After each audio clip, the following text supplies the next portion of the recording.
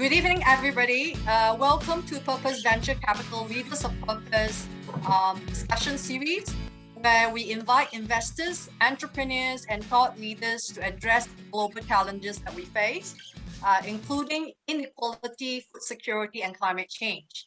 As a member of the startup ecosystem, we like to play a small part in developing sustainable solutions to the world's biggest problems. My name is Vaughn Leong. Along with Satash Yudikin and Sharon Singh, I am one of the three co-founders at Purpose Venture Capital, and I will be your host this evening. Today's webinar is about blockchain investments and daily lives. As you know, there's a lot of blockchain news today, and that's why we're having a significant number of participants today to attend our webinar to understand a little bit more about blockchain investments. And we're so thrilled to have prominent blockchain ecosystems, entrepreneurs, investors, and technologies as our speakers. Mr. Chia Hock Lai, Ms. Stephanie Ng, Ms. Ray Teng, and Mr. Eugene Yeo. Today, our moderator is Satash Yudikin, is the executive in residence at IMD Business School and general partner of Purpose Venture Capital. I'm sorry, everybody. It seems like Satash is facing some internet connection issue while we're waiting for him to come back online. I'm going to invite each of the panelists to introduce themselves. May I start off with the ladies first, okay? Yes, I would like to share with all of you. I'm back. The ladies. I think so, we had a good... Satash, let me just invite Ms. Ray Teng to introduce herself, please. Sure. Oh, is it me? Oh, okay. Yes. Hi, everyone, and good afternoon. First of all, thanks to Vaughn for organizing this wonderful event, and it's lovely to meet the fellow panelists. And also thanks for the audience for tuning in today. I have to apologize for my resolution. Probably too much the low pixel CryptoPunks in my life. I might be mutating into one. I'm Ray, and I'm a GP and director at Sygnum Capital. Sygnum Capital is a venture capital fund based in Singapore. We've set up in 2017. And we've been focusing on investment in the digital assets as well as the distributed ledger technologies. And we are regulated by the Monetary Authority of Singapore. Yeah. Thanks, Ray. Excellent. So, Satash, would you like to continue? Yes, please. Now, thank you very much, Ray. I think let's pass on to Hock Lai. Can you kindly introduce yourself, and can you also tell us how come, what propelled you into the blockchain world? Yeah, hi, my name is Hock Lai. I was the founding president for the Singapore FinTech Association. So I stepped down earlier this year. Before I stepped down, we grew the corporate membership to more than 900 and international partnerships in more than 40 countries. So now I'm trying to replicate the same success to the blockchain ecosystem in Singapore.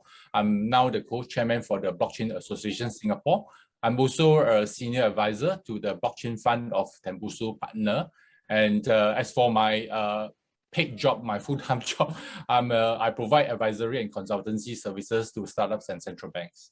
I heard about blockchain in 2016 during the DAO attack of Ethereum. I think at that point in time, Ether was just $5, but really only deep dive into crypto and blockchain in 2017, especially during the 2017 and 18 ICO boom. That really opened up my mind on the possibilities and potential of blockchain. As for the change that I have seen, that is most significant, I think, is really the growing institutional interest since about 12 months ago. And it's real. We are seeing a lot of banks coming into this space. That is also partly supporting the prices of the crypto now. But of course, blockchain is more than just cryptocurrency. So hope to share more later. Thanks. Thank you so much. Eugene, how about yourself? Can you introduce yourself and tell us about how you actually started dealing with the blockchain? technology. Happy to do so. First of all, thanks so much for inviting me on this panel. I'm really happy to be able to share my thoughts and views on what's evolving in the blockchain ecosystem. So my name is Eugene, and I've been a technologist for about 20 years now. First 10 years of my career, I was spent, consulting for various organizations. And the next 10 years was in the space of telecommunications, where I was building telco-grade systems that supports telecommunication companies across Asia Pacific. So I started my journey, my crypto journey, my blockchain journey really way long ago in 2010, when I started mining Bitcoin on my computers. Of course, on hindsight, I should have continued that endeavor, and I would probably be very rich by now. But I didn't, because at that time, Bitcoin was a couple of cents, right? So I stopped it after a while, thinking that, it was a waste of time. So I re-entered the crypto scene in 2015 when Ethereum launched in 2014. And, I was really excited about the development of the whole smart contract space. My first foray into enterprise blockchain was in 2016, when I started looking at using Ethereum platform in order to build more resilient and accurate telco billing systems. So that's really my background. Excellent. Thank you, Eugene. Daphne, you're the last panelist to take the word to introduce yourself. So what brought you to the blockchain world? Yeah, hi everyone. First of all, thanks to Purpose Venture Capital for organizing this webinar. Daphne, I'm the CEO of Didoko, and we are a decentralized document infrastructure platform. And what it means is that we actually have various digital document and signing capabilities. And we are also a partner of GovTech for the recent Sign with SingPass credentials under the National Digital Identity. In terms of verticals, we are currently implementing for government sector, banks, FIs, as well as property companies and corpsec firms. So very much we see ourselves as a horizontal. And what is interesting for us is that potentially we are the first, one of the first few blockchain-based kind of technology solutions that is going to be adopted by mainstream companies and even big companies at that. And to your question on how I got into the blockchain space is really in, I think also around 2016, 2017. So I came from the corporate banking space, but together with my current co-founder, as well as some of our advisors who has already been in the blockchain space, in the earlier years. And that's how I got into it. Starting really from the trade finance perspective when we first started on how to solve certain pain points relating to trade finance documents. And then now via Didoko, really extending that kind of applications across all documents. And I would say documents of value and documents that we can help to protect business interests. Excellent.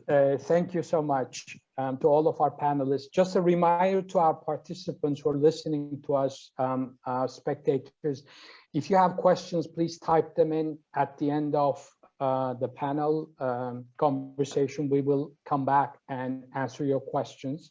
So we invite all of you to actually actively participate by giving us questions so that we can enrich this conversation.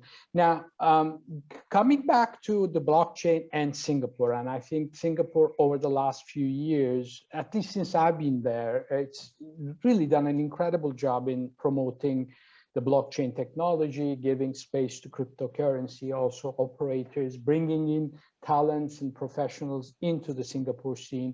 The government has been extremely active in making it a safe ground, but at the same time, a really great ground to test case a number of interesting developments around blockchain. Now, how do you see that coming? What is the role of Singapore looking forward? Any insight into what the world would look like in the next couple of years, especially around the blockchain and cryptocurrency technologies? I'll start with maybe Ray and then ask the same question to all of you. So how do you see this whole Singapore cross blockchain theme play out? Sure. I think you rightly pointed out that Singapore government has been doing a brilliant job in that regard. And I think the state's perspective is obviously much more macro and holistic than as funded projects. It will look at it from, evaluate the technology against its smart nation strategy, its CBDC initiatives, and also maybe from the global competitiveness perspective. From our dealings with the regulators, we found that the regulators in Singapore, they're actually very savvy about the technology. They understand its future potentials, and also they understand its current limitations. So I guess by creating this really friendly environment for these blockchain entrepreneurs to inhabit in, really helps Singapore to capture the most important asset in this industry, which is talent, and talent means everything. So by doing that, I think on the one hand, the Singapore government is able to stay abreast with what's going on in this industry, whether the newest innovations, the breakthroughs, is it still nascent, is it in production stage already? So it has a grasp of that. And also, I think through the various grants programs, the like accelerators, innovation programs, the Singapore government sort of like weaving its needs into the early development R&D phases of these companies. So sort of like really allowing them to prioritize the problems that Singapore's have that might be sorted out by this new technology. So I think that's really, really smart. And I think from the fund's perspective, like ours, right? So we've always committed to building a blockchain and crypto community locally here in Singapore. And we've been trying to gravitate all these great teams towards Singapore via this investment vehicle of ours. And without this friendly regulatory environment, that wouldn't have been possible. And in crypto, what we observe is that there is this network effect. So you see there is a good project, and then you see a lot of these other good teams, products built on top of that, or there's an ecosystem very robust and more of them come. So by having all of them come to Singapore, we have we captured them here in Singapore at early stages. So as funds ourselves, we will be able to participate into their growth at early stages as well. And I think from the the projects, the investees' perspective, this really impacts them the most. Like all of us know that innovation, regulation lags behind innovation. That's fair, that's expected. But if the regulation is inconsistent or even capricious, I think that really takes a toll on the entrepreneurs and also set back innovation. And that's not what we want. So being able to dwell in this environment where there's a clear line in terms of what you can do, what you cannot do, and also like future policy changes are clearly communicated beforehand is really an reassurance to these entrepreneurs. Excellent. So Singapore is definitely has a very looking forward strategy on blockchains. What has your experience been, Eugene, on this? How do you see that evolve? And what's the space for investee companies and who actually step in as entrepreneurs in Singapore on this field? Yeah, I think that's a good question.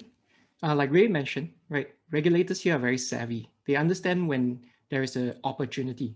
And definitely for Singapore, we don't have any natural resources. So opportunities lie in our human capital, which is why ultimately it's about being able to understand what's the next technology that's going to hit the world, going to be massively adopted, and what sort of talents we need to attract and train and hone locally in Singapore as well. And I think that's something that I start to see, but I don't see enough. I don't see enough institutions, universities driving blockchain courses, a degree in blockchain, for example. I think that's something that the government needs to start to step up with, especially if we believe that blockchain is going to be a fundamental technology moving forward for a lot of industries, right? There's going to be a huge demand for blockchain developers, people who understand blockchain itself. This is something that's still not rampant enough in today's context. When I ask and talk to a lot of business owners, they don't really understand blockchain that well. They only understand Bitcoin and maybe Ethereum, right? But they don't understand the foundations of blockchain, the cryptographic understandings, and how it can be applied into real-world use cases. And that's the first challenge that we have. And the government is trying its best to implement blockchain into different parts of the government. For example, the DOCO and digital signing. So that's great to see, but we still need to see a lot more proliferation in that aspect. And over time, we would, as a nation, as a humanity, understand this technology better. But it takes time, and we need to find ways to accelerate that. Right? Definitely from an institutional perspective, definitely from trying to attract the best talents. Now, one of the amazing things, though, is that I read this Singapore blockchain ecosystem report, and it says that Singapore has actually produced one of the highest number of blockchain research publications, and we are third highest in the world. So that's a very, very good sign, right? It means that from a research perspective, we are doing very well, and we'll continue to do well, which also means that we'll attract the top researchers to come to Singapore to be able to do their research work as well as to train our next generation. So I think from a talent perspective, we need to put more emphasis. We need to start to understand how to structure the growth of our talent better. Thank you so much. So there's a whole dimension about how to build a skill force around and knowledge around blockchain. Daphne, what has your experience been so far around this? What should Singapore do more of? Yeah, I think it's interesting because I am probably one of the practical use case or reference use case in terms of how Singapore government is actually helping startups like us. We started with Enterprise Singapore last year when we set up the company. In terms of the space that we are in, we are put under new industries, meaning that they're actually handling all blockchain startups like us, and they were able to support us in our initial R&D journey as well under Enterprise Singapore, and they're continuing to support us in that. This month itself, we were also accredited by IMDA. Accreditation means that they're able to assure government agencies or customers and consumers, that they have performed the duty on us in terms of our financial kind of duty, operational duty, as well as technology risk management duty. So actually, it really helps us a lot in terms of how we're able to provide the credibility and branding when we're actually selling to especially enterprises and B2B customers. And also in the investment space, recently in July, we also announced our seed investment from Vertex. For me, I think that is a huge testament in terms of the mindset towards understanding the application of the technology, not just understanding the blockchain piece, but understanding the benefits and applications of using certain technologies. And for us, part of our technology stack has a blockchain component in terms of solving certain pain points. And I always like to say, how are we able to use different technologies, including blockchain, to solve the pain points in the most elegant way? So that is my experience so far. Excellent. Well, I just wanted to leave Hock Lai to the last as the commentator. You do lead an association, so you have a much broader perspective on what's going on. What is the one burning issue around building ecosystem in Singapore? What would you like to see more to happen? Yeah, okay. I'll address from the ecosystem point of view. First and foremost, right, I borrow a lot of reference on building the Singapore FinTech Association.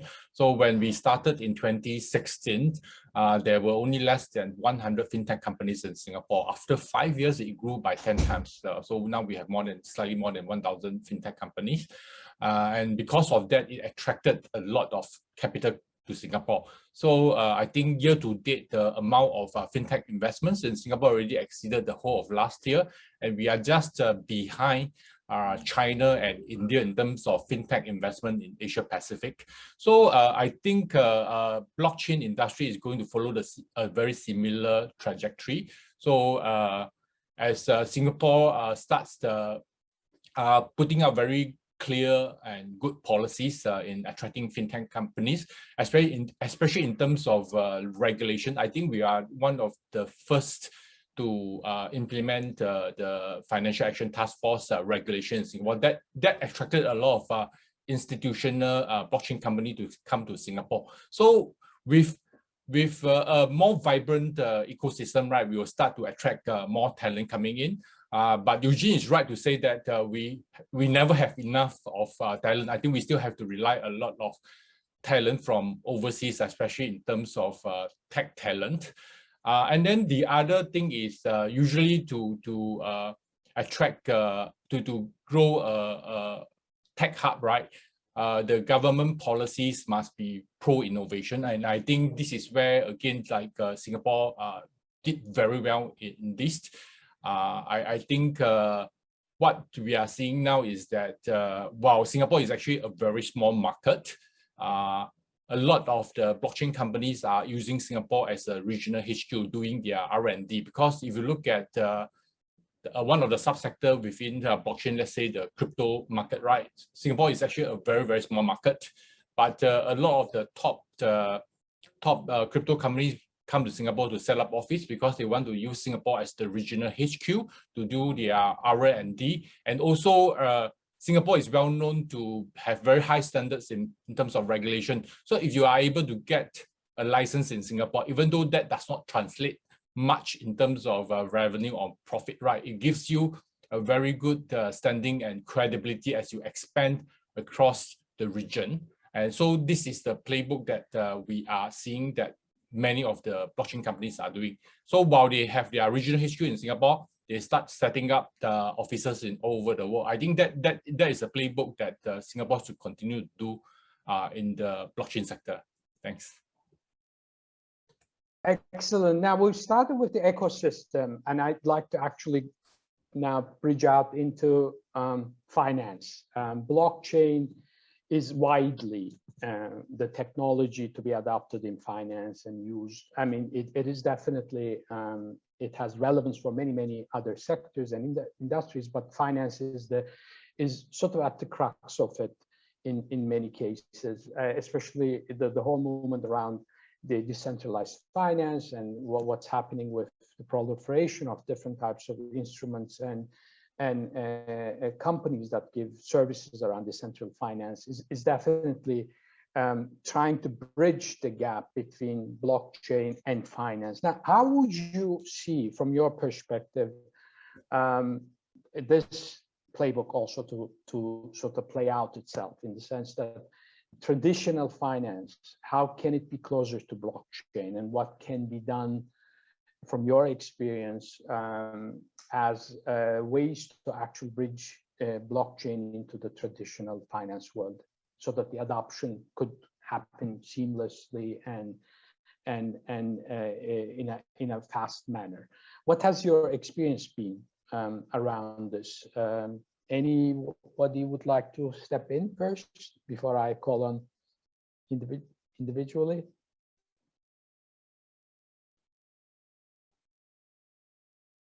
Eugene, how about yourself?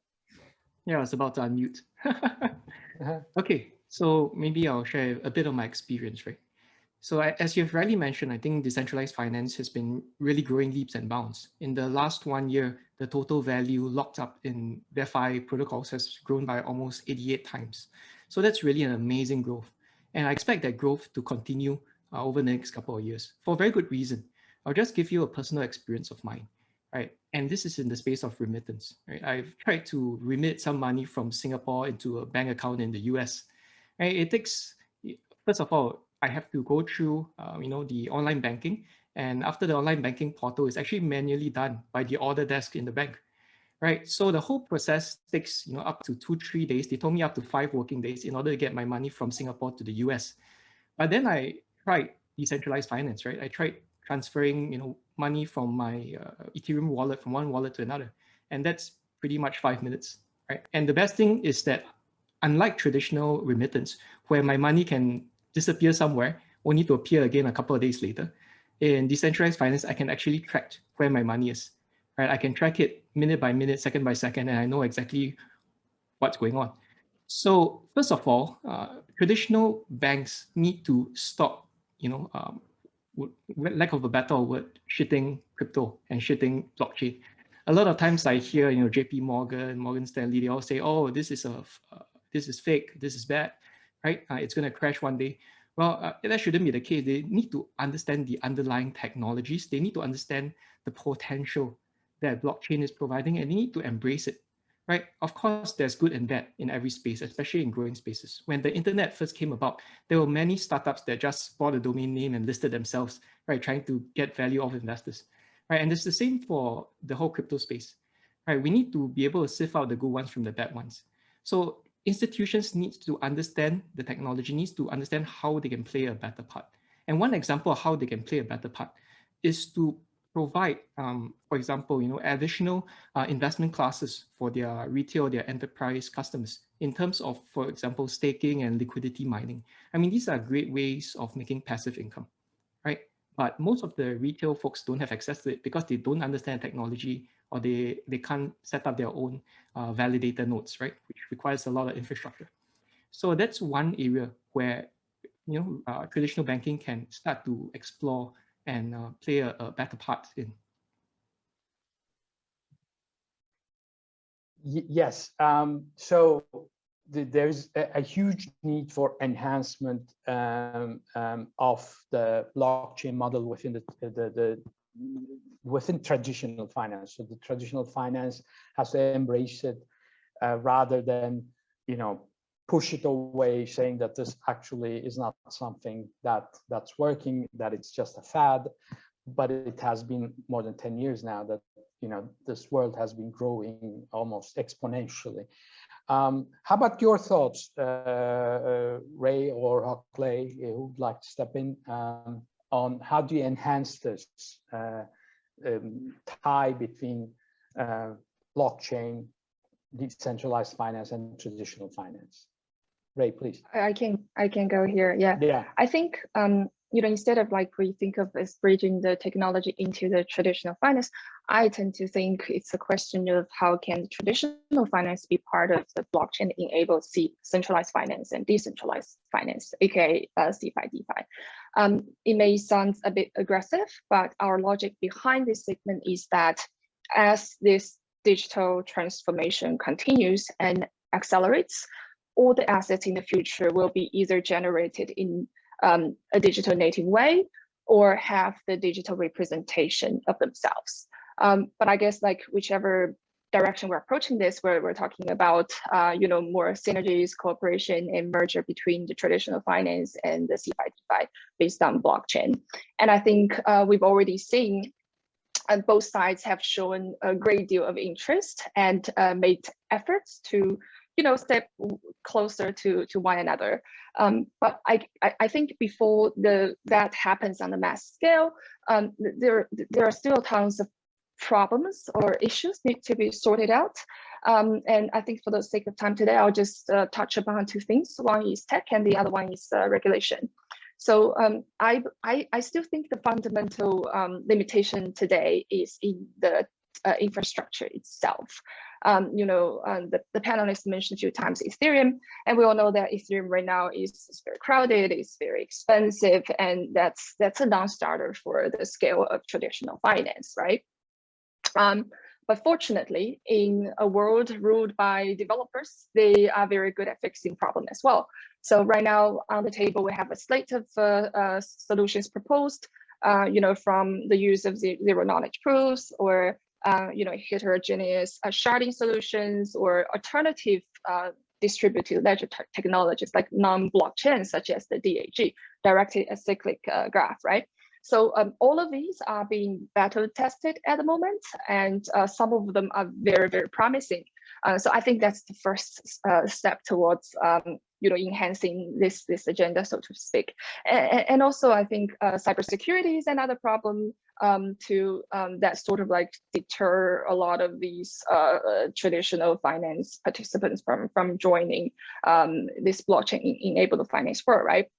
Some of you might have heard of this recent $6 million hack of a DeFi protocol, and that's daunting. And so we would expect that some of these security auditing firms to play a much bigger role in this, help to eliminate the vulnerabilities in the codes. And we are also actively investing in these companies for the greater benefit of the industry. And in terms of the regulation, right, obviously the framework and the clarity is not there yet. Just a couple of days ago, there is this major debate about the crypto tax amendment attached to this infrastructure bill on the US Congress. And while it's the first time that crypto is officially put on the menu, it is very clear to everyone how illy understood crypto and the technology is amongst the lawmakers in the United States. But also on a positive note, we've also seen very professional industry lobby groups doing their job by actively engaging and educating all the stakeholders. And there are more regulators that are very fluent of the technologies that are taking important posts, such as the SEC chairman, Gary Gensler himself. So I think that the regulation will come. They will come very soon, and they will come in a very informed and reasonable fashion. And when that happens, I think that's when the traditional finance are more comfortable to take advantage of the blockchain technology. So you are actually betting on regulation coming fast. There's going to be probably a totally different type of an environment where we're not going to make the distinction between traditional and non-traditional players in the sense that it'll be a widely accepted technology, and there could be an osmosis between the two parts. But then literacy, so getting to know blockchain and the crypto world, becomes an utmost important case. Now, Daphne, on this as the last, I think, or Hokley, you would comment on why you think this would, within the traditional finance world, that we have to focus in a case of getting these technologies more known, more widely accepted. What are some examples that you can give, and how much what I call blockchain literacy becomes an issue in dealing with this? Hokley or Daphne, any one of you could? Yep, please go ahead. Okay, maybe I start off. I think in terms of literacy, I mean, Ray talked about like the recent infrastructure bill in US, right?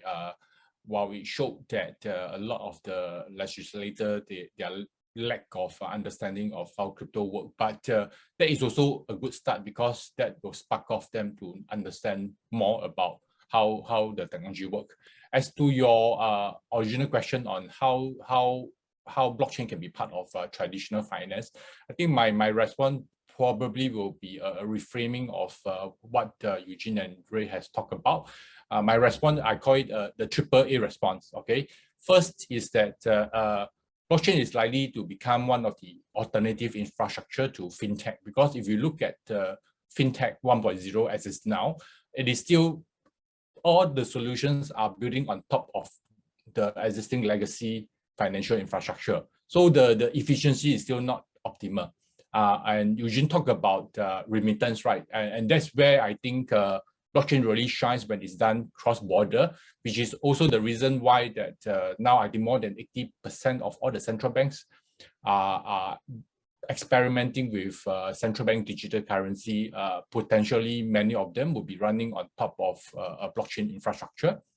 My second A will be blockchain as an alternative asset class, that now we are seeing that more and more institutions are investing in crypto, especially in Bitcoin and Ethereum. And also not forgetting that the alternative assets in blockchain is not just cryptocurrency, but it could be tokenized assets also. So like in Singapore, we have quite a number of blockchain companies offering fractionalized corporate bonds on blockchain. And there are also companies offering private equities on blockchain. So they're actually tokenizing all these traditional asset class as digital tokens. And the third alternative is alternative to traditional finance, which usually talk about decentralized finance, talking about totally disintermediating the intermediary of traditional financial institutions.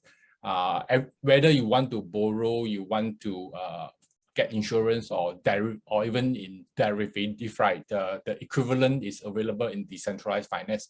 So the question is really like whether you are a minimalist or a maximalist in all these views, or you are a realist in this. So I tend to fall in between the two extremes. I think likely the ultimate outcome will be somewhere in between.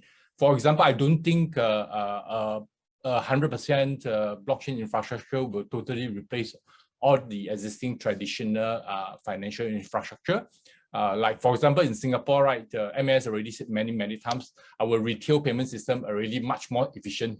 So I don't think we will be using any retail CBDC in Singapore any soon. And then in terms of asset class, same thing. I think it will take time for, and I think with the emergence of tokenized assets, right, I think it's more of like the entire space of assets will expand. Probably at some point in time, I think about 10% of all assets will be in tokenized assets. If you look at the total equity market, right, currently it should be about $100 trillion. So I think the tokenized asset market could be about 10 trillion in the next 5 to 10 years. And the third thing is decentralized finance, because we know that to participate in decentralized finance, you don't even need to do KYC. And you know that you can't do that in the real world if you want to get a lot of like mainstream adoption. So a modified version with a role being played by financial intermediary will be something that is more acceptable to all. So my response is really, it will fall in between these three extremes for the three alternatives, whether is it infrastructure or asset class or finance. Thanks. Excellent.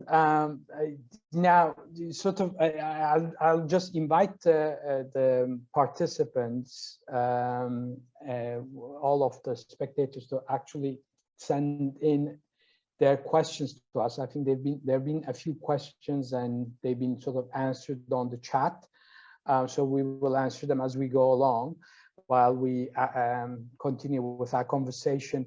Now, one issue that I see that, and this is, I think, quite, in a sense, an impediment to make the blockchain industry to become a more mature, more widely accepted industry. It hasn't necessarily discussed its own purpose. What's the purpose of it being a alternative technology beyond speed, beyond some of the issues of, Eugene was talking about payment systems, how you can actually trace all of it much easily. But all of these actually tend to sort of give out solutions, but not necessarily define the purpose of the blockchain. What is one purpose that you think blockchain has, blockchain ecosystem has, blockchain operators has, that should be communicated better? And in what ways it's a novel, a groundbreaking system that needs to be, communicated much better to the general public, and getting it out of the domain of, coders, developers who are doing an excellent job, but they tend to sort of almost make this much less known to the broader public somehow, because the language becomes a barrier. The whole way it's expressed becomes a barrier. How do you define the purpose, and how should it be communicated? So, Daphne, would you like to step in? Yeah, happy to share from the point of view of the enterprise technology, because we are very much focused on the enterprise blockchain space, not so much on the crypto space. In terms of the enterprise blockchain space, very much, we are talking about, what are the pain points that we can solve with the technology. And I guess for dDoCo, our niche is really in terms of business process innovation and in terms of business value creation. So on the previous topic on how we can actually be embedded in traditional finance, we are already implementing with fintechs as well as banks and financial institutions in terms of providing a solution that provides a trusted verification tool in terms of providing a compliance point of view because of our document versioning, our ability to tamper-proof, the documents itself. And then with the knowledge that part of the solution is also because our technology allows these applications to be to provide the benefits and to be appended out to the customers. And one of our main entry point when we first started is really because our architecture provides a data privacy proposition for enterprises. If, for example, if they want the option that their documents, the additional copies of their documents are not stored on third-party vendor servers like us. And we are able to provide that because of our architecture that is the antithesis of all other centralized solutions. So I think it's quite interesting in terms of how we educate consumers as well as the public. Do we want to really educate them just on the properties of blockchain, or do we want to really show what it can do, how it can work, and then telling them that, hey, the database that is backing this is a blockchain database, because it doesn't really matter what database you use. You could be using an SQL database, an Oracle database, or a blockchain database, right? Because nobody's going to ask, what database do you use? So I tend not to want to sell blockchain in the face, especially because we're dealing with enterprise clients. I tend to want to sell the properties of what are the security requirements, what are the privacy options that I'm able to provide to the company. Excellent. How about Hock Lai? How do you define the purpose?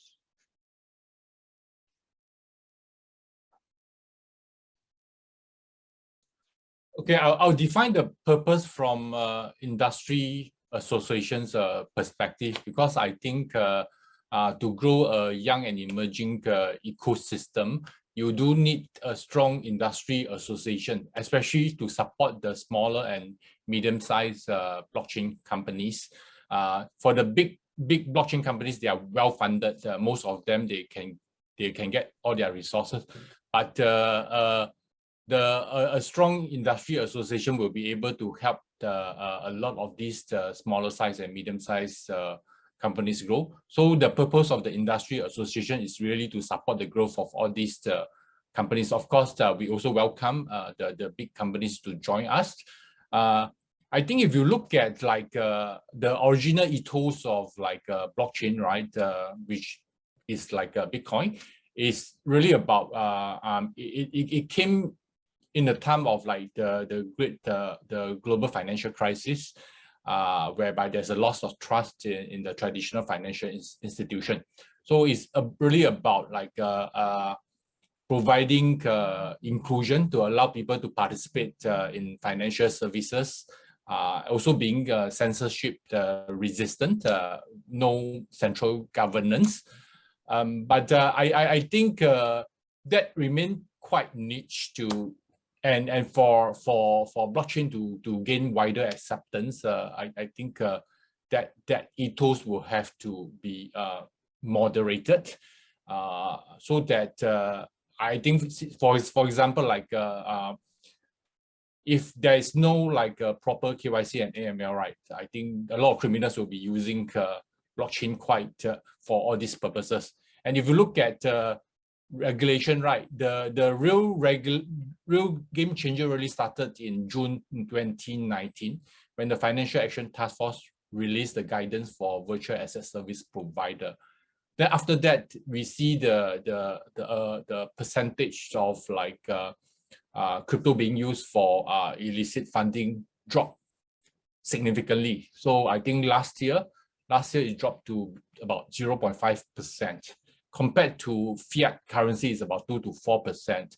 So if you don't do it in a regulated manner, I don't think blockchain will gain widespread adoption. I think in the end, if it's not widely accepted, right, then it's hard to have very meaningful purpose in terms of being inclusive, being diverse, and being sustainable.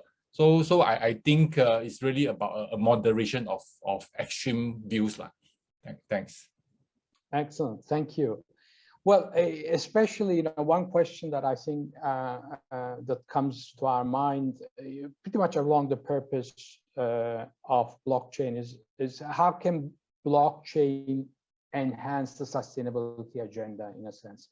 How can it be used to make the world much more sustainable in different aspects? And of course, it's a very general question, but if you have any experience that ties blockchain to the world of sustainability, whether the companies that you've seen, companies that you've led, how does this happen?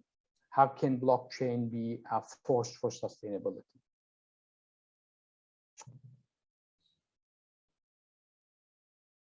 Ray or Eugene, any one of us? Step in. Ray, you want to go? I can take. Thanks. Yeah, go ahead. I mean, like right now, blockchain is still like in very much early stage, and it's just infrastructure, right? So from the investment perspective, we're still very much investing in the in infrastructure and some of the applications, and also when the application happens, there's sort of the new needs for better infrastructure comes. So we're in the space in the stage where we're investing like the layer 2s and the better chains and stuff like that. So in terms of sustainability, I think for the early stage fund like ourselves, and that's not a built-in mandate as of yet, but I understand that's a major debate right now, especially with the POW like Bitcoin, and I do observe some of these like European projects. They're using IoT related solutions based on the blockchain towards that mission, but it's just not something that we have a lot of experience with.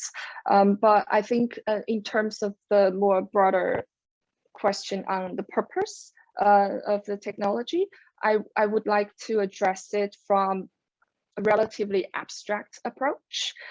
So I think technologies are not value neutral, and I think decentralized ledger technologies has built-in libertarianism in it. So my example is Bitcoin and Polkadot. And Bitcoin, the fellow panelists just mentioned about the purpose of itself. And to many of us, the story of Bitcoin started when Satoshi Nakamoto proposed this peer-to-peer electronic cash system that can help us immune from the centralized manipulation such as infinite inflation. But actually, the story of Bitcoin started before Bitcoin. That some of these technology roots actually dates back in the 1970s when there were like major breakthroughs in the modern cryptography. And its ideological seeds were actually sowed in somewhere around 1990s by the movement, the cypherpunk movement, which really upheld privacy. So that's sort of the value and mission behind Bitcoin. And my other all-time favorite is Polkadot. And Polkadot was funded by Gavin Wood, and he's also a co-founder of Ethereum. Around 6-7 years ago, he coined this term, Web 3.0. And he believed that the internet as we know is very broken because it sort of still acted in line with the previous paradigm, and the technology itself, like internet technology itself, further emphasized that modern divide. So he proposed this set of inclusive protocols where it provides some building blocks for the application developers, makers to build upon a digital infrastructure that can empower the individuals, the users, as well as fix the problems of the society, like social maladies. So I think these are the two examples that are very, very representative of the value that the crypto projects they have, right? Which can be categorized into two things. One is to transition people into sovereign individuals, and to really defend their privacy. And I think that's like the pillar and the core value of the entire crypto industry. Yeah. Excellent. Thank you so much for this broad perspective on how actually what a breakthrough the crypto world was. And it dates back to almost 25 years ago with other movements. And Eugene, what are your thoughts on this? How do you define purpose? Now we have a few minutes, so just to give you the last call out there. All right, I'll make mine brief then. All right, so to me, I think the purpose of blockchain, it's a technology, it's an enabler to a better world, right? When we had the internet built a better world for us. I mean, today, can you imagine a world without internet? If I cut off your internet access, it's like cutting off your water, right? But 20, 30 years ago, you don't know what the internet is. You don't use the internet. We communicate by talking to our friends, right? So technology evolves the way we live. And I think blockchain in the next decade or so is going to evolve the way that humanity lives. And it's going to change our perspective of the world. I'll give you an example of how blockchain can create a better world. And to me, I believe that blockchain can save lives. And it's really saving lives today, right? I mean, that's a very big purpose. And how does it do that? Think about countries like Argentina, where the citizens go through hyperinflation, right? One day your salary can afford you 100 hot dogs. The next day you can't even afford one hot dog with your salary. Imagine living like that. That is scary. And in today's context, right, you have tokenized US dollars like USDT, USDC. They're actually being purchased by people in countries where their own currency is not very stable. Right, so they're swapping their own currency for stable coins so that they can protect the value of their earnings. And that's very important, right? Because if you can't protect the value of your earnings, then you can't feed your family, right? So I think blockchain enables these new, what I call sub-ecosystems, much like how the internet enabled us to have this remote session today, as well as things like social networking, and even the future like metaverse, like what Mark Zuckerberg was talking a lot about, right? And, blockchain is going to enable the new futures of Web 3.0, NFTs, DeFi, and many others. And that's going to shape the way that we live tomorrow. So, well, I think we've sort of finished on a high note, Eugene. So you're sort of, you have a more optimistic view, and a lot of our panelists share this view, and most of the participants share this view. Sometimes there's a sort of a dystopian view around, blockchains and cryptocurrencies, especially those regarding, lack of KYC, lack of all sort of regulated environments, that it's sort of seen as this brute force trying to drive a world that people don't know much about. So there's that underlying also fear. But I hope sort of in an hour's time, we sort of gave a nice insight into this world. We haven't tackled all of the issues, and I really would like to thank all of you being here and giving us a sort of a piece of your vision, a piece of an insight into the blockchain world. But I think this is one area that everyone should try to increase their sort of literacy around and try to sort of become part of this new era. So thank you very much. And I'll leave the word to Vaughn before we close off. Yes, thank you, Sir Taj. Thank you, Hotline. Thank you, Ray and Daphne and Eugene. And I hope the audience will take away that investing in blockchain is not investing in Bitcoin, okay? There's this underlying infrastructure and technologies that we are investing to and build greater companies. As Stephanie would say, when she built a company, is to create jobs, and also not just for our talent here in Singapore, but also to expand that across the world. More importantly, we do believe in this technology that will promote trust, transparency, and enhance the existing infrastructure that will then create a better world. So thank you all. We will be sharing the recording of this video on YouTube. So follow us on Purpose Venture Capital on LinkedIn or YouTube channel. Thank you, everybody, and have a good evening. Thank you. Thanks.